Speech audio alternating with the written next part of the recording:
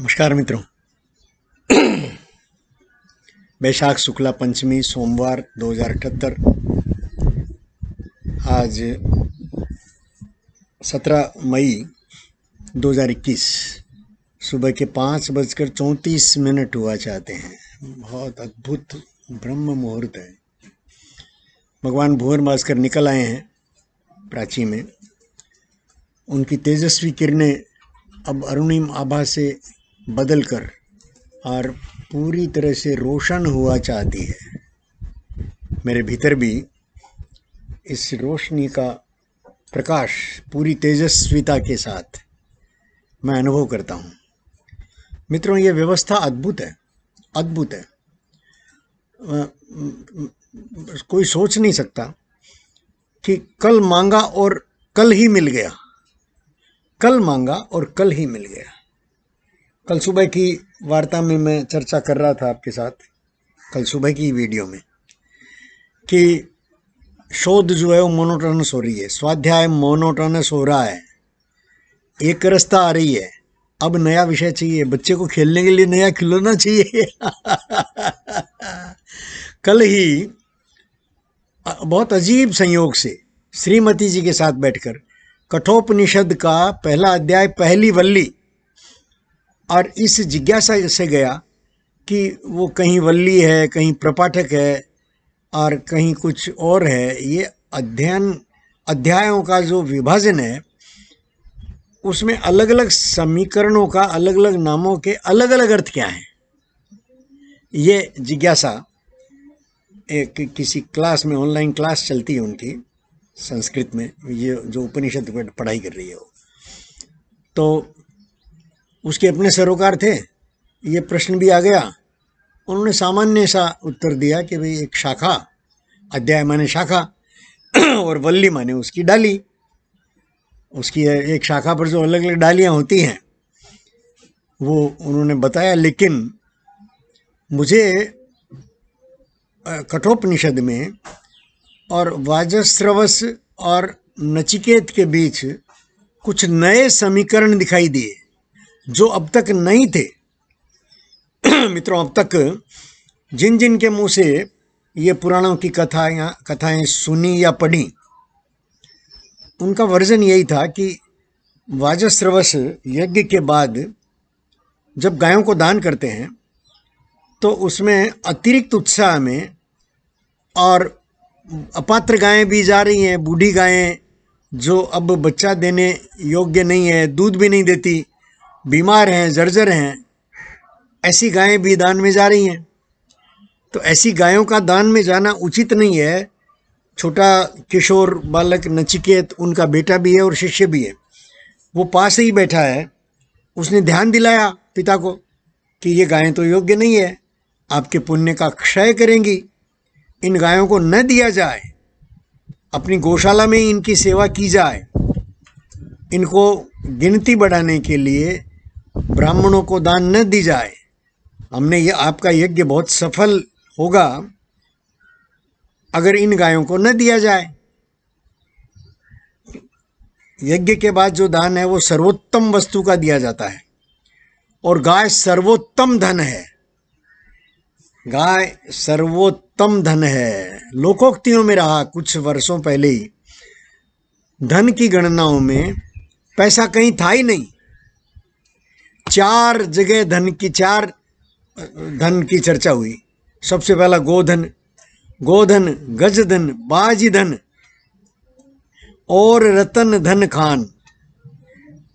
जब आए संतोष धन, सब धन धूरी समान। ऐसा लोकोक्तियों में वर्णन है। तो इसमें पैसा तो कहीं है ही नहीं। और आज धन के नाम पर पैसा, बैंक बैलेंस और अब नंबर, और हवा में हो गई सारी संपदा जो है, हवा में हो गई।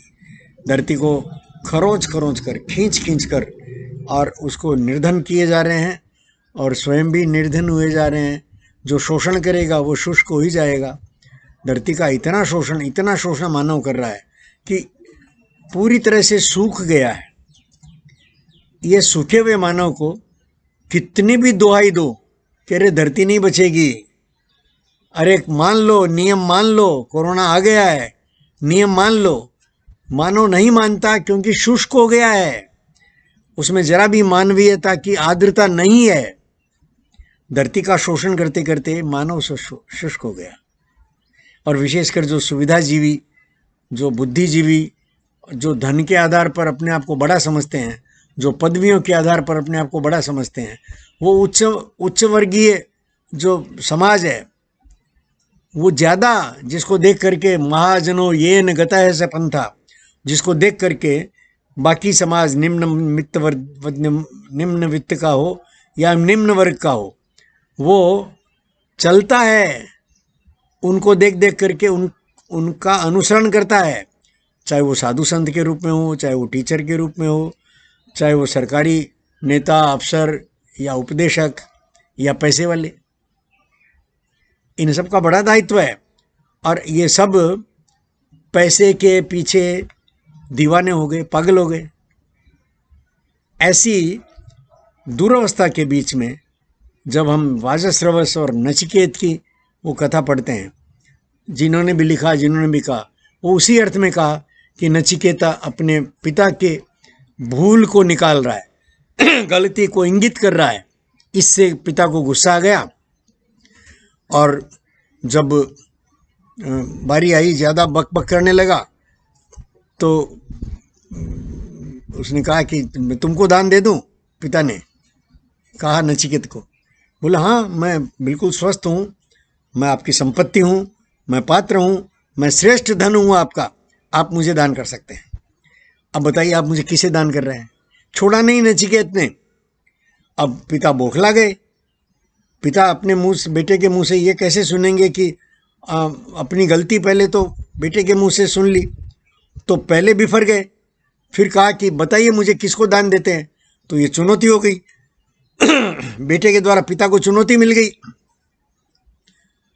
बेटे ने पिता को चैलेंज कर दिया, चैलेंज किया और एकदम श्राप देते हुए, जा मैं तुझे यमराज को दान देता हूं।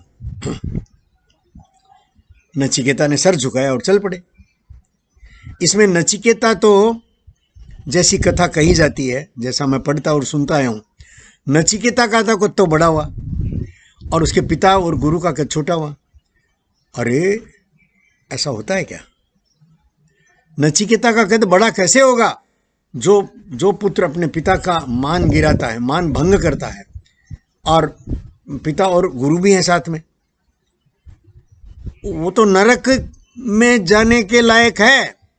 उसको तो यमराज यूं ही उठा लेंगे। उसको क्या दान देना है? वो क्या बड़ा बन रहा है कि मैं यमराज के पास चला जाता हूं? उसको बड़ा बनने की जरूरत ही नहीं है। वो तो पहले ही मर गया। उसके मरने का कोई शोक या उसके मरने का कोई आख्यान पुराणों में कैसे आ सकता है? कठोपनिषद में कैसे आ सकता है? कठोपनिषद में आया है, वेदों से उतर कर आया है, तो ये उच्च स्तर के, अरे वाजश्रवा ऋषि के बेटे वाजश्रवस, परंपरा चली है।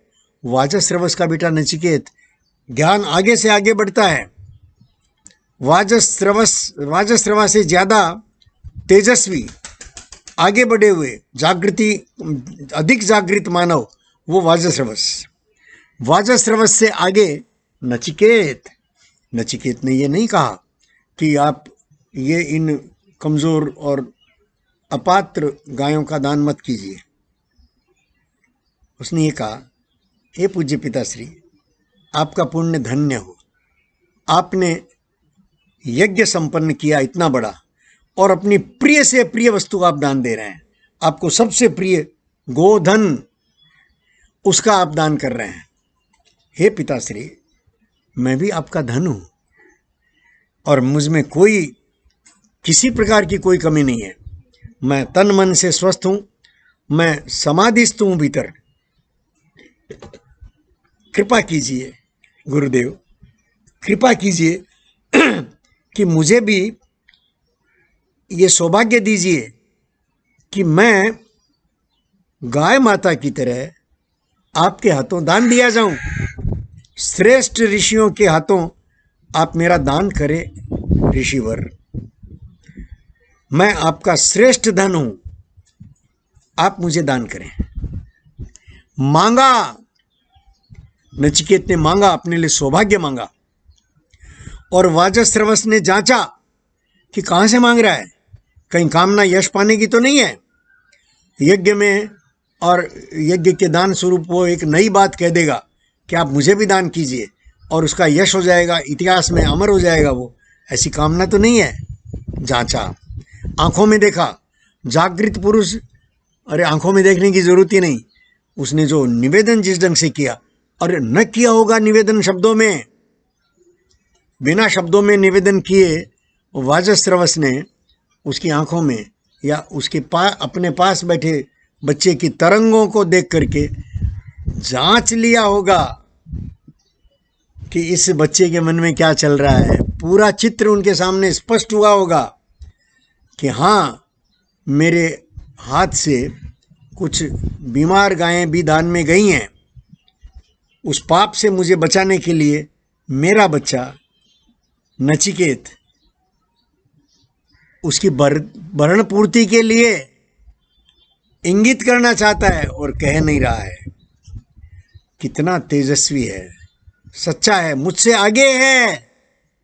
धन्य हो गए वाजस्रवस, और बिल्कुल उपकृत होकर के, सृष्टि के नियमों के प्रति उपकृत होकर के, और जरा भी मोह न करते हुए, और कहा हाँ, मैं तुमको यमराज को दान देता हूं। अब यमराज को दान देने का अर्थ क्या है समझिए। सबसे श्रेष्ठ, इस सृष्टि के नियमों का जो नियामक है, जो गणनाएं करता है, पाप पुण्य की गणनाएं करके यथा योग्य फल देता है, ऐसे जज के हाथों में दान देता हूं। दूसरा यम क्या है? पतंजल को याद कीजिए, यम नियम आसन प्राणायाम प्रत्याहार धारणा ध्यान समाधि, उसमें यम पहला योग है, योग का पहला अंग है, और यम 5 है, सत्य अहिंसा आचौर्य अपरिग्रह और ब्रह्मचर्य। ये पांचों के पांचों यम जो है वो समाज की अवधारणा को संभालते हैं, समाज को एक रखते हैं, व्यक्ति का समाज से रिश्ता बताते हैं। व्यक्ति समाज के लिए मिट जाए, मैं बूंद महासमुद्र में मिल जाना मेरा सौभाग्य, मैं एक छोटी सी ज्योत, इस ज्योत की छोटी सी लहर महाज्योत में मिल जाना, ये मेरा सौभाग्य। मैं एक इस समाज, इस बहती गंगा धारा का एक छोटा सा जलकण इस बहती गंगा धारा में बह जाना, ये मेरा सौभाग्य। मैं पूरा का पूरा समाज के हित में और अर्पित हो जाऊं, और मैं लुट जाऊं, मैं काम आ जाऊं। ऐसा उदाहरण वाजस्रवस और नचिकेत ने प्रस्तुत किया। वाजस्रवस ने देखा कि हाँ, मेरा बेटा इस योग्य है कि वो कुछ नया करेगा।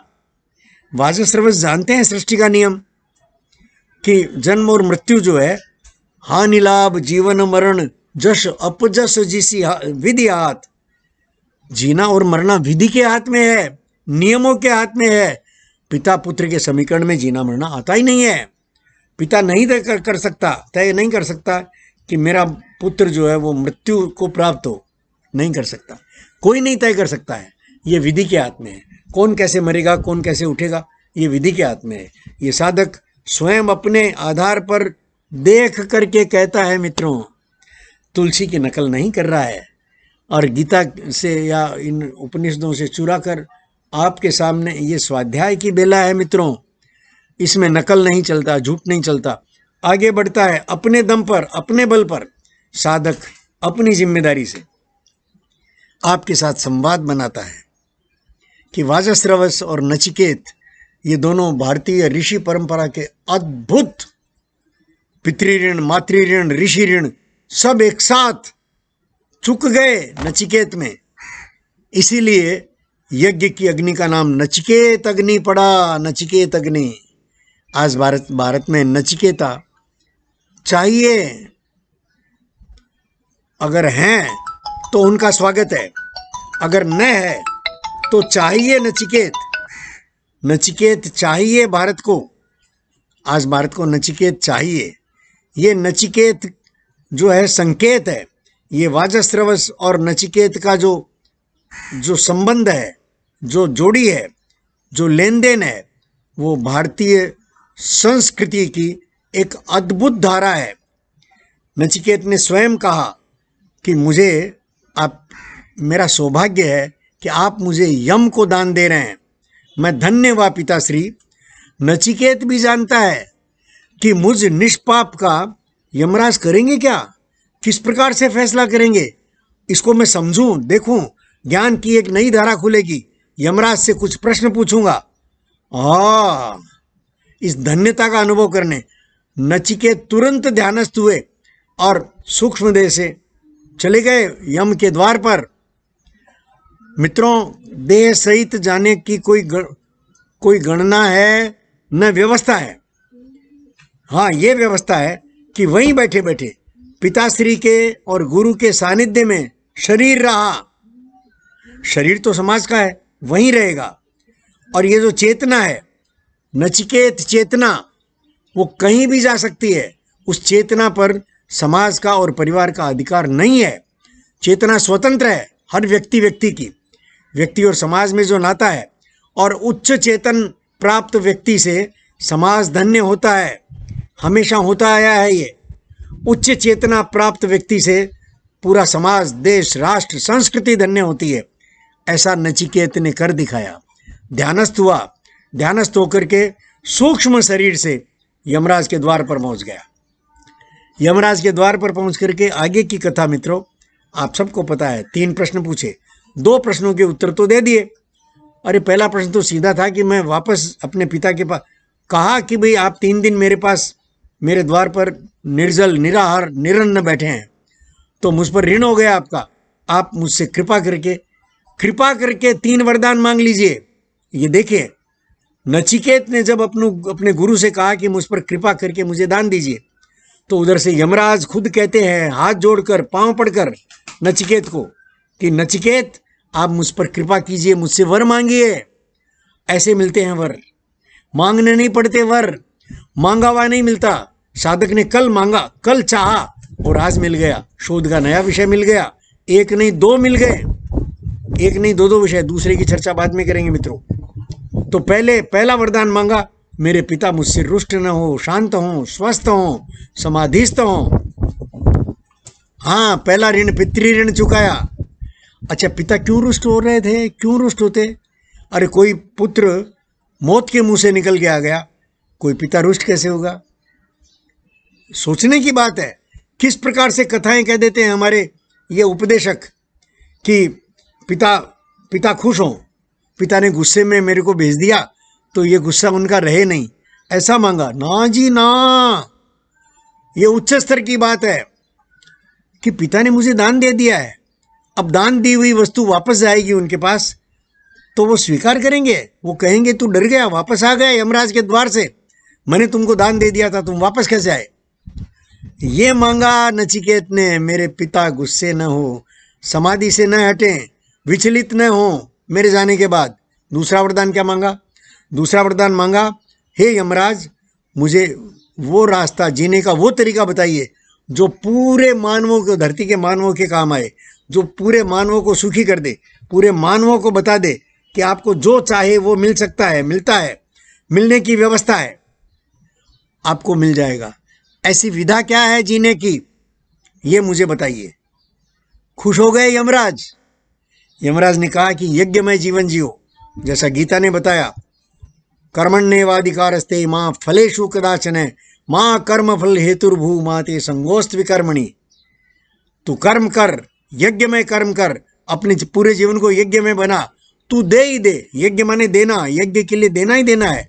और सर्वोत्तम वस्तु दान कर, अपनी सड़ी गली वस्तु का दान मत कर, सर्वोच्च वस्तु का दान कर और सर्वश्रेष्ठ पात्र को दान कर। सर्वश्रेष्ठ पात्र यज्ञ ही है। यज्ञार्थात कर्मणो अन्यत्र। कितने कितने सूत्र हैं गीता में, उपनिषद में भरे पड़े हैं।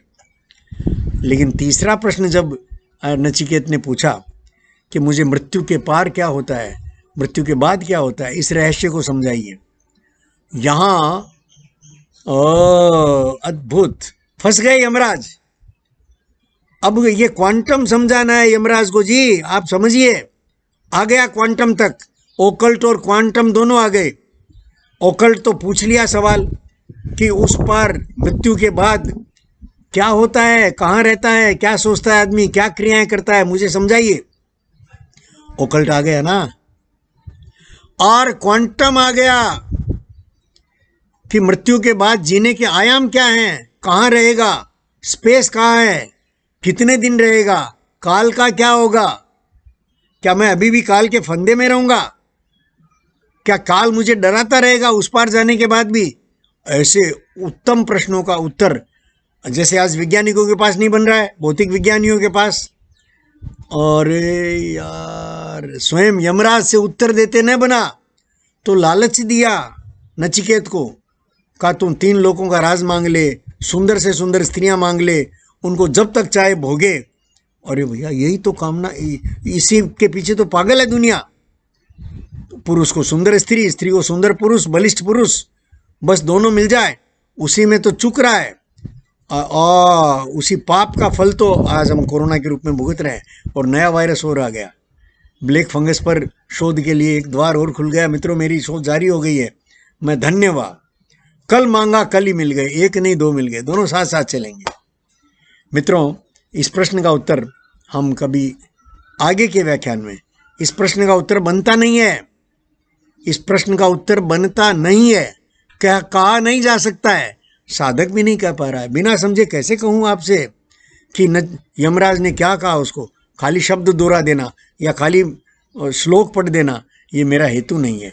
मेरे पास किताब पढ़ी है, मैं श्लोक रटा हुआ नहीं है मेरा, मैं उसको देख करके पढ़ सकता हूँ, मैं उसका सहारा नहीं लेता मित्रों। आज की भाषा में, आज और विज्ञान के साथ मिलाकर, विज्ञान ने जो समस्या दी क्वांटम की, उसका हल पड़ा है मेरे इसमें कठोपनिषद में। मैं फिर से संवाद पढ़ूंगा, कल मैंने थोड़ा पढ़ा मित्रों, मैं आगे का पूरा संवाद पढ़ूंगा, प्रथम वल्ली। हो सकता है कि क्वांटम का पूरा राज खुल जाए, हो सकता है ओकल्ट के बारे में मेरी जानकारी में मेरी यात्रा थोड़ी सी और आगे बढ़ जाए। आप सब बने रहे मित्रों, आपने सुना, आपके प्रति कृतज्ञ हूँ। जहाँ से मुझे ये शोध के नए आयाम मिले, मैं उस पूरी व्यवस्था के प्रति कृतज्ञ हूँ मित्रों।